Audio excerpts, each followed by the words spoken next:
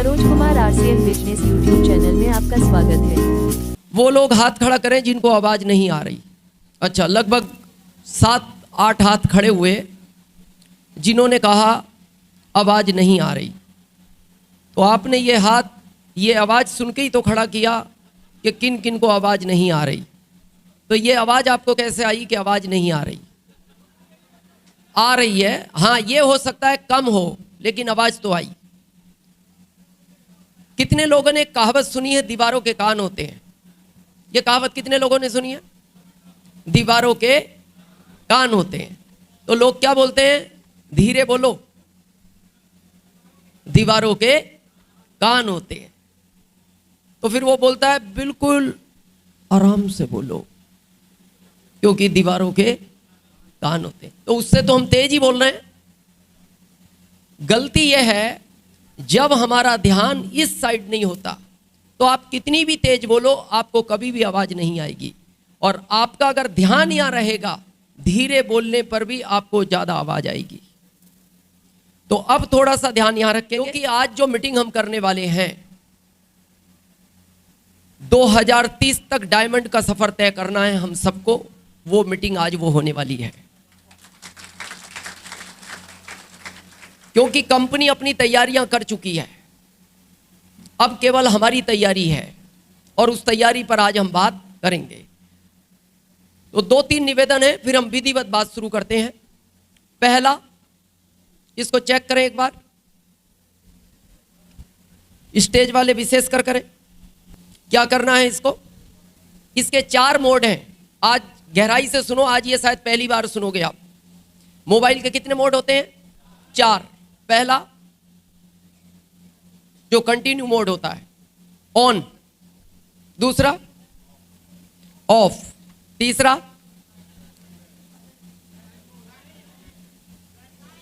Silent. चौथा vibrate. अब इन चारों मोडों का क्या रहस्य है, आज उसको जानो। जिनका मोबाइल इस मीटिंग में वाइब्रेट रहता है,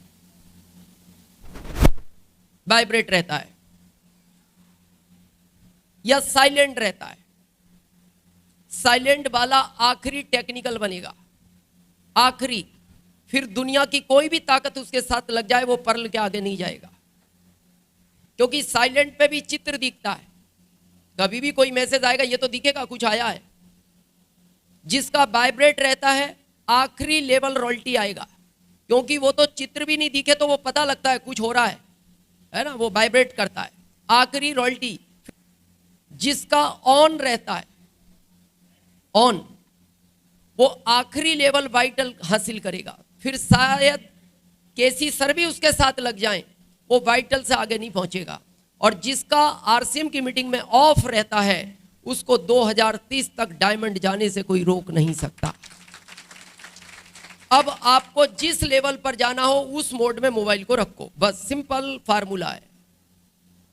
चेक कर लो, हमारा ऑफ है, हमारा ऑफ है। आपको जहां जाना है आप उस मोड में रखो। क्लियर है? दूसरा, जो लोग आगे बैठे हैं, अगर आपको उठने की आदत है तो आप अभी से पीछे बैठो। अगले वाले लोग नहीं उठेंगे, ये आपसे विशेष निवेदन है। जब आप उठते हो ना, तो पीछे वाले लोगों का ध्यान डाइवर्ट हो जाता है। और आखिरी निवेदन, जब तक हम बात करेंगे, जब तक आप बैठेंगे। अब आप सोच रहे होंगे, आप रात के 11 बजे तक बात करेंगे तो हम 11 तक बैठेंगे। अच्छा, हमें यह पता होना चाहिए जिंदगी में कहां कितनी देर बैठना चाहिए, यह जरूर पता होना चाहिए। आप स्कूल गए और आपको आईएएस बनना है, स्कूल का टाइम है 10 से 5, तो कितनी देर स्कूल में रुकना चाहिए? 10 से 5। अगर आप 12 बजे भाग आए तो आप आईएएस नहीं बनोगे। जैसे आप किसी रिश्तेदारी में गए तो आपको यह ज्ञान होना चाहिए कौन सी रिश्तेदारी में कितने दिन रुकना चाहिए।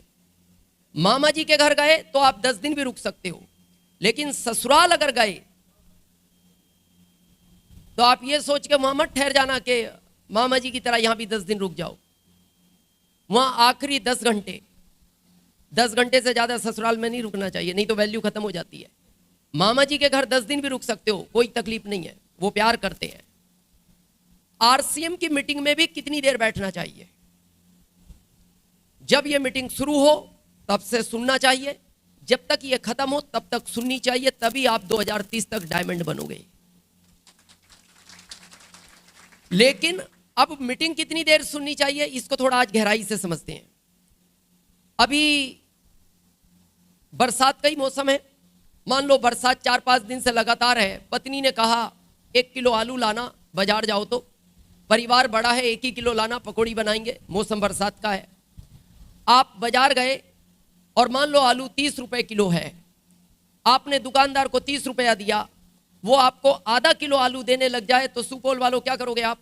एक सिंपल बोलना चाहिए, मैंने आपको जितना रुपया दिया है आप उतने का आलू मेरे को दो, मेरे को ज्यादा भी नहीं चाहिए लेकिन मैं कम नहीं लूंगा।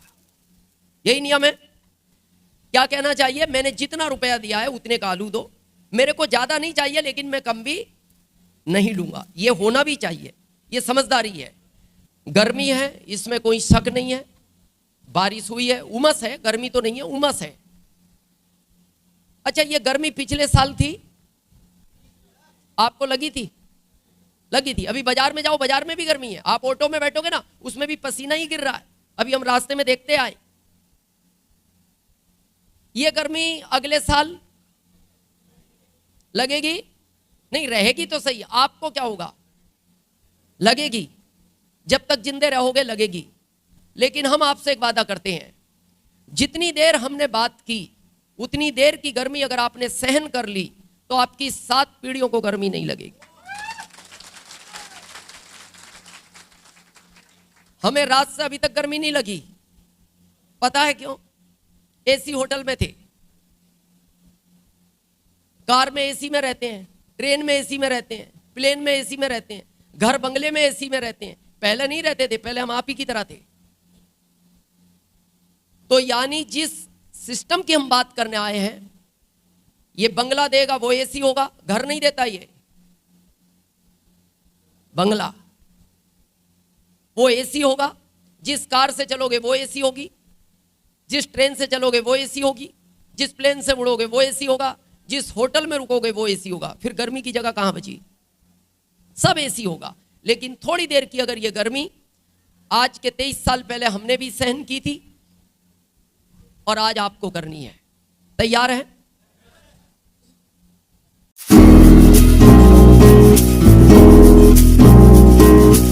लेकिन अब प्रश्न ये आता है, आरसीएम या कोई भी काम हम क्यों करना चाहते हैं? काम कोई बुरा नहीं है, लेकिन आज हम बहुत प्रैक्टिकल लॉजिक के साथ समझेंगे कि आरसीएम आने वाले टाइम की क्यों जरूरत है। काम कोई बुरा नहीं है, लेकिन आपको यह जरूर पता होना चाहिए उस काम को आप कर क्यों रहे हो। आदमी की जिंदगी में 2 शब्द हैं, क्यों और कैसे। काम को कैसे करना चाहिए और काम को क्यों करना चाहिए। आपने एक रेशो सुना है 80-20 का? सुपौल वालों कितने लोगों ने सुना है 80-20? क्या है ये 80-20? 80 गरीब और 20 अमीर। ये 80-20 का रेशो इन्हीं 2 शब्दों का कमाल है। इसके अलावा तीसरा शब्द दुनिया में नहीं है। खेती क्यों करनी, खेती कैसे करनी, नौकरी क्यों करनी, नौकरी कैसे करनी, दुकान क्यों करनी, दुकान कैसे करनी। ये 80 है और ये 20 है। 10 साल पहले क्या सुना था? 30-70 नहीं, अब बोर्ड तो और पीछे कहां होगा, चलो बात करते रहेंगे। 10 साल पहले क्या सुना था? ये 70-30, 80-20 ही सुना था। 40 साल पहले 80-20 सुना था। बहुत गंभीर विषय है ये, बड़े ध्यान से सुनना सुपौल वालों। ये रेशो अभी नहीं बदला, जबकि 40 साल में पेट्रोल के रेट बदले, डीजल के रेट बदले, दूध के रेट बदले, सब्जियों के रेट बदले, अनाज के रेट बदले, कपड़े का रेट बदला, मेडिकल का रेट बदला, स्कूलों का रेट बदला, हर चीज का रेट बदला, पर यह नहीं बदला। क्या लगता है आपको यह क्यों नहीं बदला? आज समझे इसकी गहराई। यह इसलिए नहीं बदला, ये लोग अपने आप को बदलना ही नहीं चाहते। ये चाहते ही नहीं कि हम यहां आए। और भारत के आदमी का एक नेचर है, ये अपनी गलती कभी नहीं मानता। आप कभी भी देखना, ये हमेशा यही बोलता है इसकी वजह से हुआ, ये उसने कर दिया, यहाँ की सरकार खराब, यहाँ का मंत्री खराब, यहाँ का विधायक खराब, यहाँ का सांसद खराब। यहां तक भी लोग बोलते हैं मेरे पिताजी भी खराब, इन्होंने भी सही समय पे ठीक डिसीजन नहीं लिए। उससे पूछे तेरा क्या रोल है, बोले मेरा कोई रोल नहीं। आपने जब भी किसी पे आरोप लगाया है, आप देखना ये इशारा होता है या ऐसे करते हो, ऐसे। पता है उसी समय ये प्राकृतिक 3 उंगलियां आपकी तरफ करती है कि जितना जिम्मेदार वो है उससे 3 गुना जिम्मेदार तू खुद है। ये नियम है प्राकृतिक का, लेकिन हम मानते नहीं। अभी आप किसी ऑटो रिक्शा वाले से, ये बाहर ऑटो रिक्शा चलते हैं ना आपके बैटरी वाले, कभी ऑटो रिक्शा वाले से पूछना गरीब हो, हां, क्यों, हां, क्या बोलता है वो, ऊपर वाले ने गरीब बना दिया। तो ऊपर वाले ने उसको रिक्शा खरीद के दिया, वो आया था चल रिक्शा खरीद लें। स्वयं जिंदगी के जिस भी चौराहे पर आज आप खड़े हो उसका कारण आप स्वयं हो। बैंक में बैलेंस नहीं है, कारण आप हो।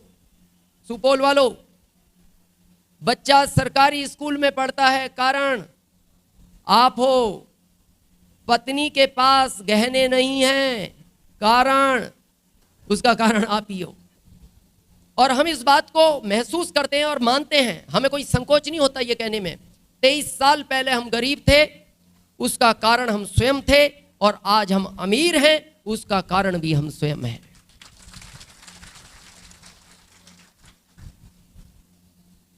यहां जाना चाहते हो सुपौल वालों, इधर जाना चाहते हो, फार्मूला दें, कुछ नहीं करना, यहां से निकलो, यहां घुस जाओ। कितनी देर लगी, 1 सेकंड।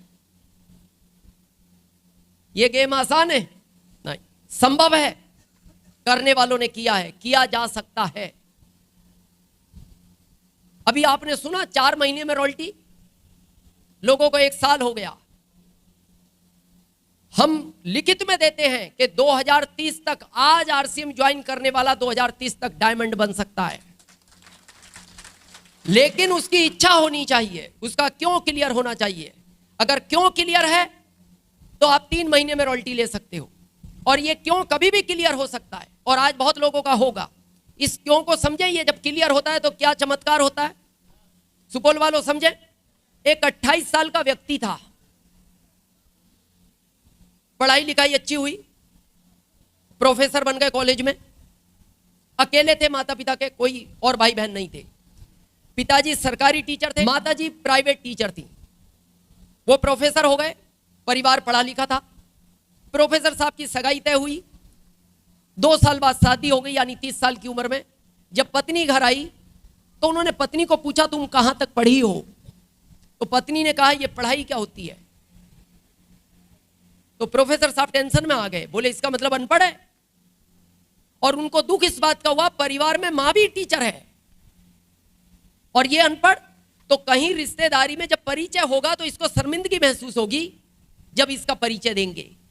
तो उन्होंने कहा कोई बात नहीं, गलती हो जाती है, तुम चिंता मत करो, मैं पढ़ाऊंगा। तो उस पत्नी ने कहा मैं पढ़ना नहीं चाहती। प्रोफेसर साहब क्यों पढ़ाना चाहते थे, वो पढ़ाई का भविष्य जानते थे। आप भी अपने दोस्त और रिश्तेदार को आरसीएम क्यों कराना चाहते हो, क्योंकि आप इसका भविष्य जानते हो, लेकिन उसकी इच्छा नहीं है क्योंकि उसका क्यों क्लियर नहीं। तो उस पत्नी ने कहा देखो आप मेरे से पढ़ाई उड़ाई की ज्यादा बात मत करो, मेरे माता पिता ने भी की, मेरे को अच्छा नहीं लगता था, मैं नहीं पढ़ी तो नहीं पढ़ी। लेकिन प्रोफेसर साहब बार बार कहते थे तुम्हें पढ़ाई में शर्म आती है, रूम में बैठ के पढ़ेंगे, ज्यादा शर्म आती है रूम बंद करके पढ़ाएंगे, लेकिन तुम पढ़ो। क्योंकि मान लो अगर मैं घर नहीं हूं और तुम्हें अपने महके जाना है तो तुम्हें यह तो पता होना चाहिए ये बस कहां से कहां जाएगी, इतना तो पढ़ो। बहुत कोशिश की लेकिन पत्नी जिद पर थी, मैं पढ़ना नहीं चाहती। कई बार आपके दोस्त रिश्तेदार के आप भी पीछे पड़ते हो, लेकिन वो कहता है यार देखो तुम दूसरी कोई बात करो, इसकी बात मत करो। लेकिन प्रोफेसर साहब के अंदर भाव था पढ़ाने का। क्यों था? भविष्य जानते थे। तो एक दिन प्रोफेसर साहब ने थोड़ा सा दबाव बनाया, तुम समझती नहीं, पढ़ना ही पड़ेगा। तो पत्नी बोलती है मैं 10 दिन का भोजन एक साथ बनाऊंगी और 10 दिन तक भोजन नहीं बनाऊंगी अगर दोबारा पढ़ाई का नाम लिया। तो फिर वो चुप हो गए, क्योंकि रहना उसी परिवार में है, जिंदगी लंबी है। चुप हो गए। आपके साथ भी ऐसा कई बार होता है, जब आप अपने रिश्तेदार दोस्त को ज्यादा प्रेशर करते हो तो पता है वो क्या बोलता है? तूने दोबारा आरसीएम का नाम लिया, मैं फोन नहीं उठाऊंगा तेरा।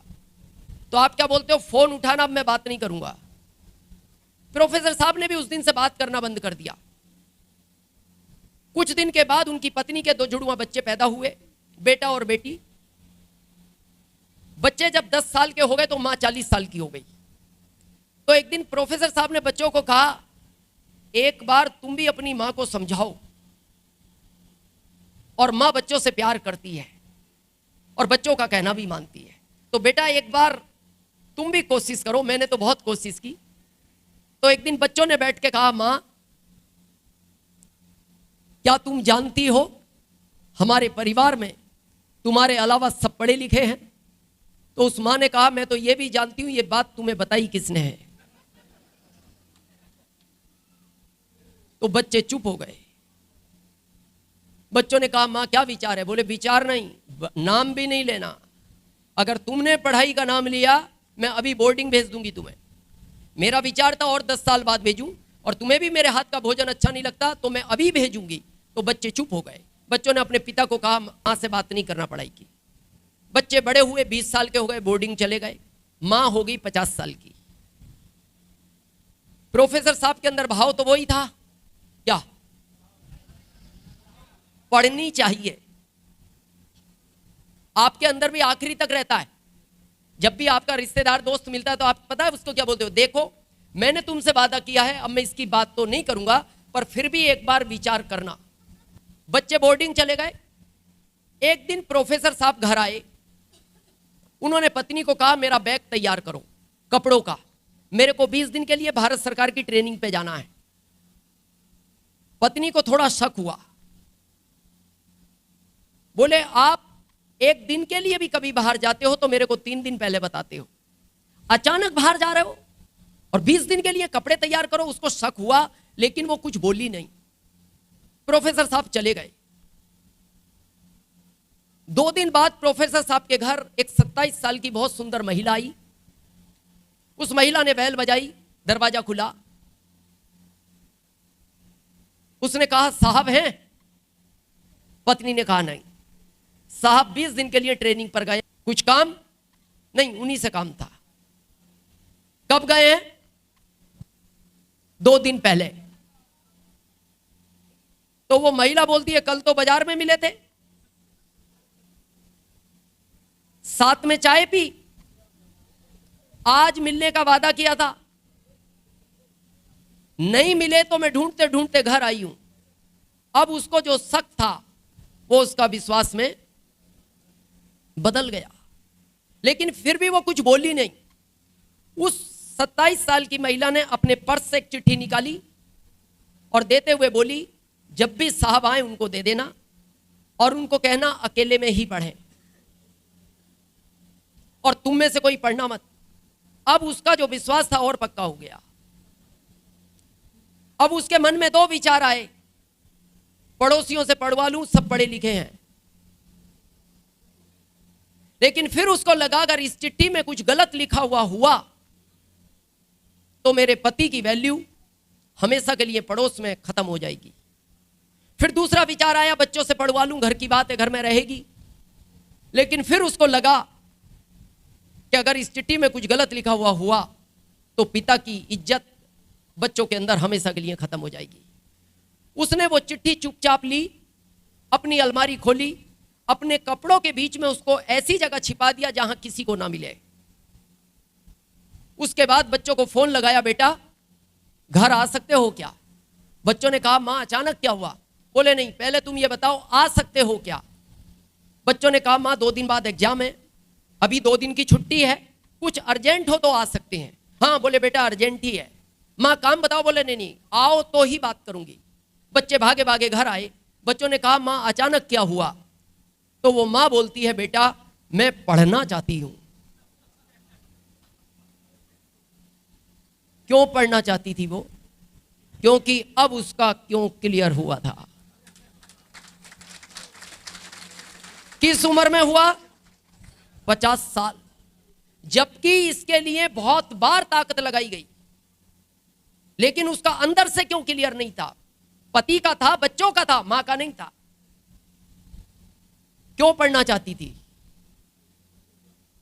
उसको वो चिट्ठी पढ़ना था, उसका क्यों क्लियर था। बच्चों ने कहा मां अचानक क्या हुआ? बोले कुछ भी हुआ हो पढ़ना है। बोले मां वो काम हम कर देंगे। नहीं मैं ही करूंगी।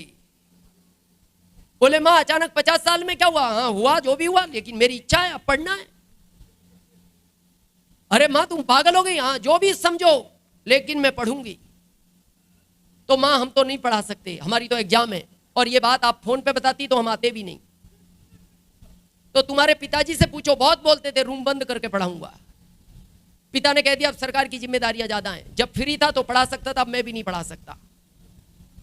तो बेटा मेरी कोचिंग लगवाओ। अरे मां तुम्हें हुआ क्या? नहीं जो भी हुआ है पर पढ़ना है, क्योंकि उसका क्यों बिल्कुल क्लियर था। उन्होंने पिता को बात की, पिता ने कहा लगवा दो। तो बच्चों ने कहा मां घर कोई पढ़ाने नहीं आएगा, एग्जाम का टाइम है। बेटा मैं पढ़ने चली जाऊंगी। बोले मां 3 किलोमीटर आना जाना, 6 किलोमीटर डेली, स्कूटी भी चलानी नहीं आती। बोले मैं पैदल जाऊंगी, पर मैं पढ़ूंगी तो पढ़ूंगी। पढ़ना शुरू किया, लगन इतनी थी 16 दिन में पढ़ना सीख गई, क्योंकि क्यों क्लियर था। जिस दिन आपका आरसीएम में क्यों क्लियर हो जाएगा, तीसरे महीने रॉयल्टी बन जाओगे। तीसरे महीने आज ज्वाइन होने के बाद। अभी हमारे सामने थे ना जिनका आज हमने सम्मान किया, ये तो औपचारिकता थी। जब मेन प्रोग्राम होगा तो उनका बहुत धूमधाम से सम्मान होगा। चौथे महीने ही बने हैं ना, 4 ही महीने में बने हैं, क्योंकि शायद क्यों क्लियर हो गया होगा। 16 दिन में पढ़ना सीख गई। क्या पढ़ना सीख गई? ये क्या लिखा है, और उसको उतने की जरूरत थी। उसने इंग्लिश और मैथ नहीं पढ़ा। 16वें दिन घर आई, अलमारी खोली और वो चिट्ठी निकाली।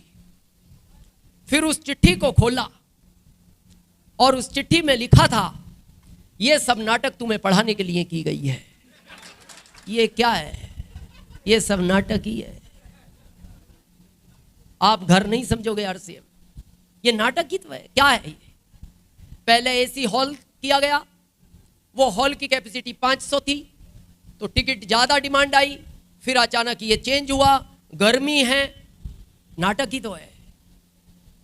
आप इधर से आए, हम उदयपुर से आए, इसी नाटक में ही आरसीएम समझा जाता है। ये जितने भी लोग रॉयल्टी और टेक्निकल बने ना, इसी नाटक में बने हैं। बहुत लोग कहते हैं क्या मैं अपने रिश्तेदार को घर में नहीं समझा सकता? क्या मैं अपने दोस्त को घर में नहीं समझा सकता? घर में प्रोफेसर साहब की पत्नी नहीं समझी, आपका दोस्त क्या समझेगा? यही जगह है समझने की और समझाने की, यही जगह है। हम भी इसी जगह समझे हैं, लेकिन क्यों क्लियर होना चाहिए। और आज आखिरी तक इस क्यों को हम क्लियर करेंगे। और अगर वो क्लियर हो गया तो एक दिन आप भी स्टेज पर आकर कहोगे कि मैं 3 महीने में रॉयल्टी बना, मैं 4 महीने में रॉयल्टी बना, और मैं 2030 तक डायमंड बन गया। ऐसे कई उदाहरण आएंगे भारत से। तो अब हम समझते हैं हम सब यहां क्यों आए हैं। हम बताएं कड़वा सच,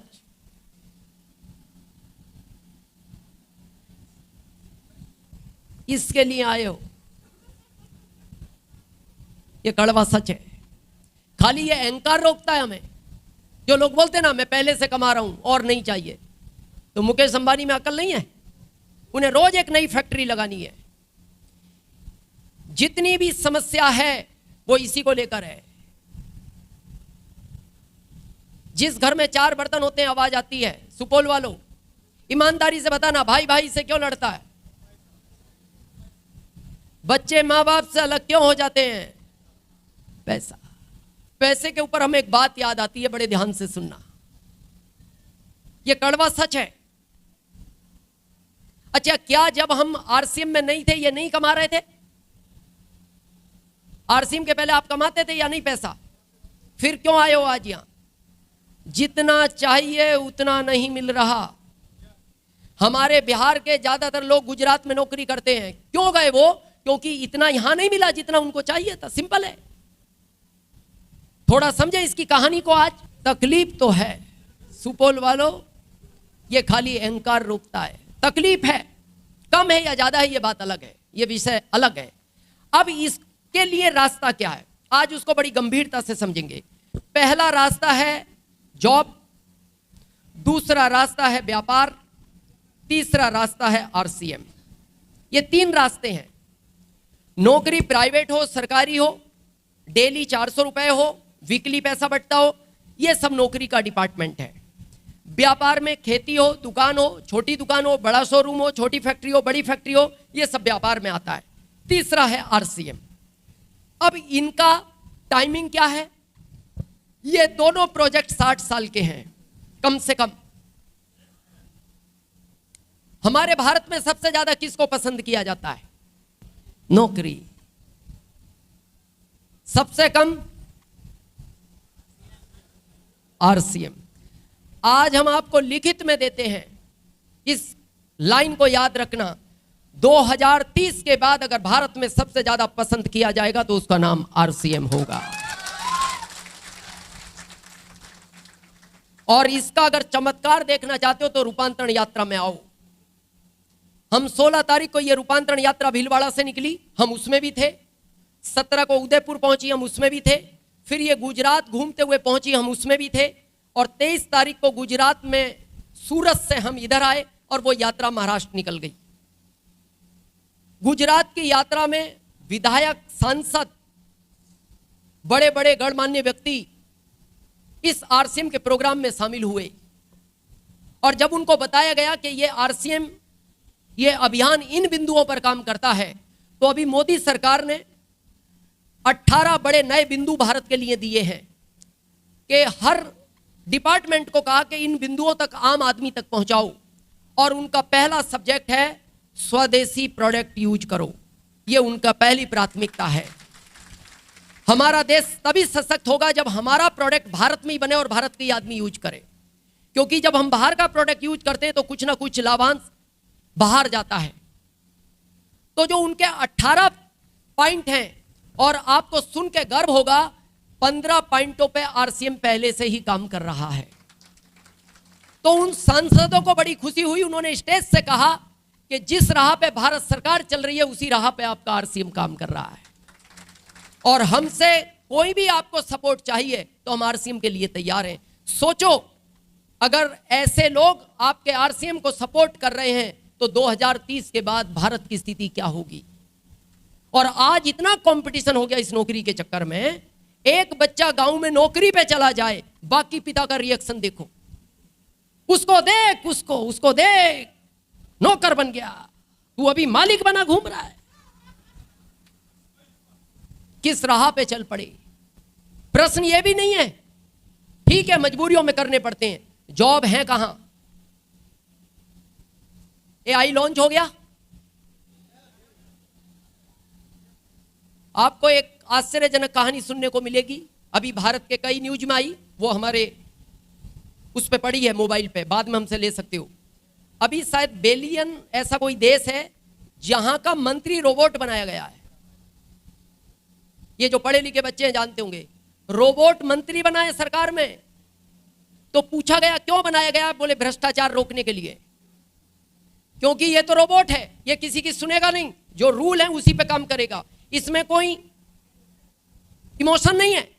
कोई इससे आकर के ऐसा काम कर दो, वो कह देगा कोई काम नहीं, जो काम है वही होगा, क्या दोगे उसको कोई लेना देना नहीं।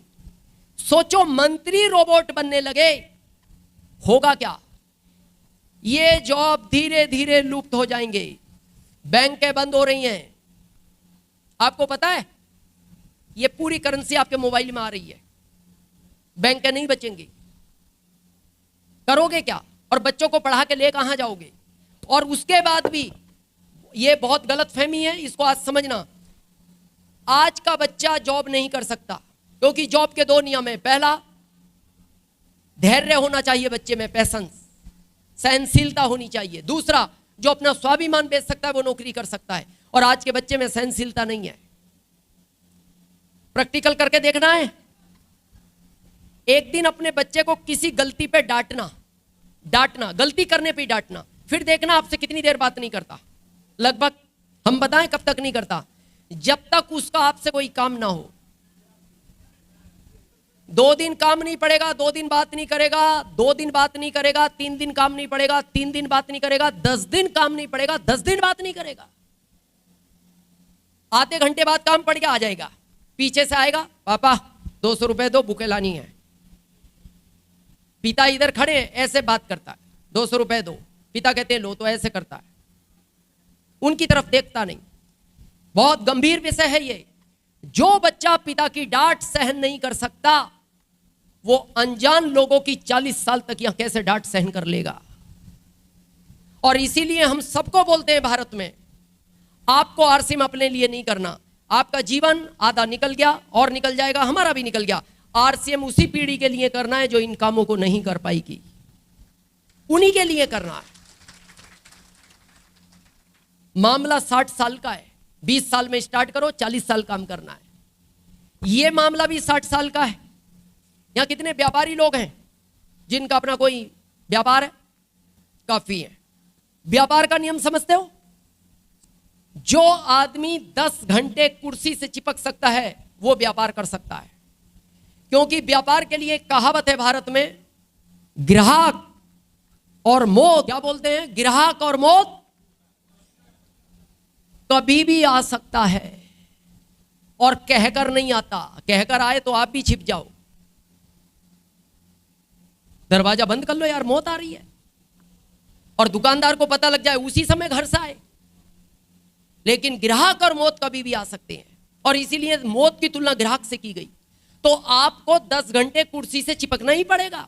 और आप देखना जितने व्यापारी हैं, ज्यादातर होता है 4 घंटे से ग्राहक नहीं आएगा, आप फिर ही बैठे हो, पत्नी का फोन आया, इन्वर्टर ट्रिप मार गया, 1 मिनट के लिए शटर गिरा के आओ, 1 मिनट के लिए गए, इतने में ग्राहक फोन करता है, सेठ जी आज दुकान नहीं खोली।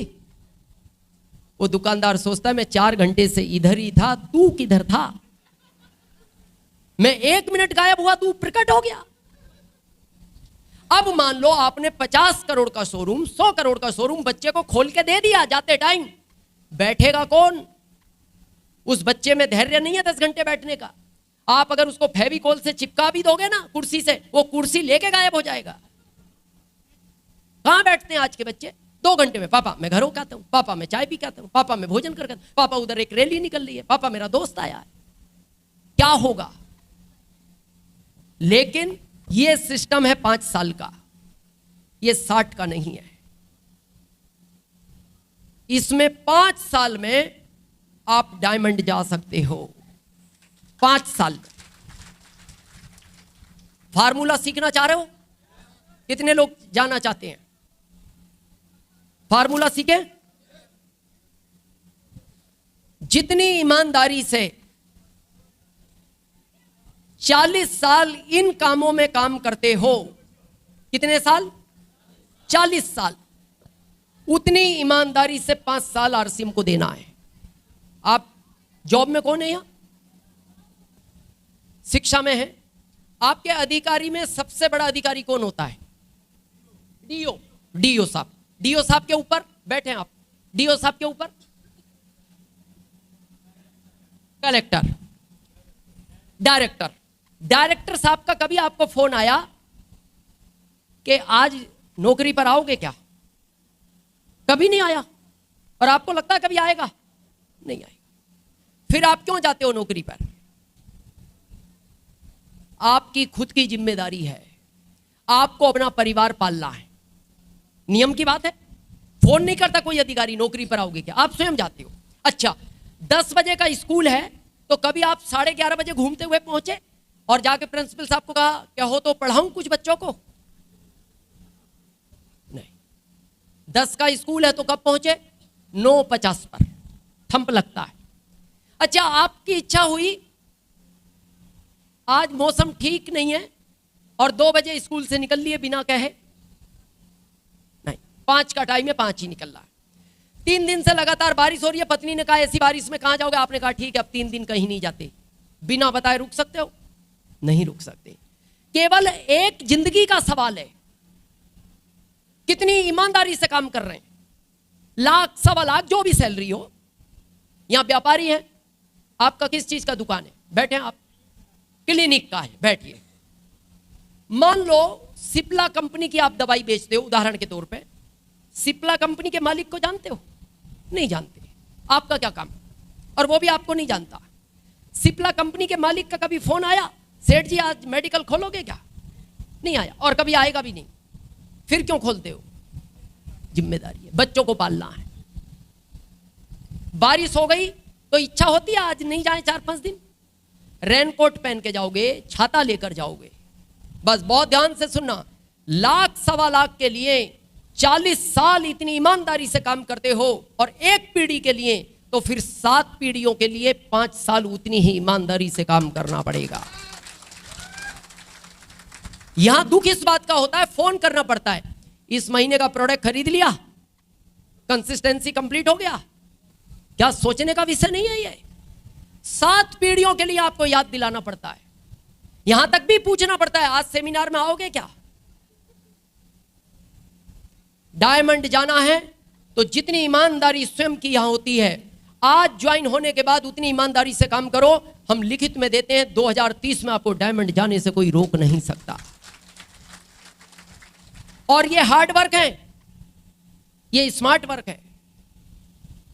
इसमें बहुत जल्दी बूढ़े हो जाओगे, और इसमें हम गारंटी लेते हैं जब तक आरसीएम में रहोगे, उम्र तो बढ़ेगी लेकिन आपकी सेहत नहीं बढ़ेगी। आप जिस उम्र में आओगे वैसे ही रहोगे। यह खासियत है आरसीएम की, और उसका हम प्रैक्टिकल उदाहरण है।